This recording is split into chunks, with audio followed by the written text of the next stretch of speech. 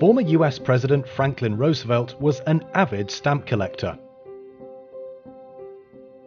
Among his collections was a special stamp that came with the very first letter sent to President Roosevelt from the 8th Route Army's headquarters. A note next to the stamp made by President Roosevelt says it was from E.F. Carlson, dated January 1938. US Marine officer Evans Carlson was originally sent to China to study the Chinese language. As World War II started in Asia, he was asked by President Roosevelt for weekly reports on China. The language student became a military observer. While in China, his reading of Edgar Snow's book Red Star over China led to a particular interest in guerrilla warfare. Through Snow, he was able to reach the headquarters of the 8th Route Army and go to the front line.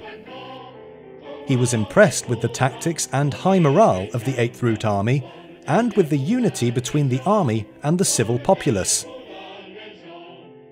He was most impressed with the vision of its leader, Mao Zedong.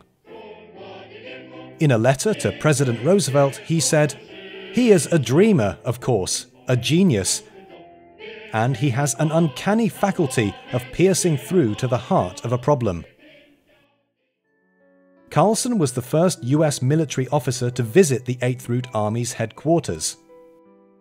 He sent his first letter to President Roosevelt shortly after his arrival, with that special stamp. Carlson wrote in this letter, "This army had developed a style of military tactics quite different from that employed by any other military force in China." Carlson formed a strong friendship with the local soldiers. When his stay came to an end, they sang Guerrilla's Song together, accompanied by Carlson on harmonica.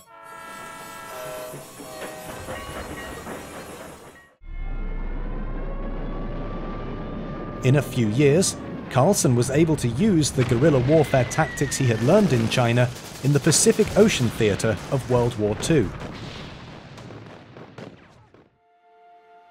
Later, in an interview, Carlson accused the US government of supplying Japan with raw materials like oil.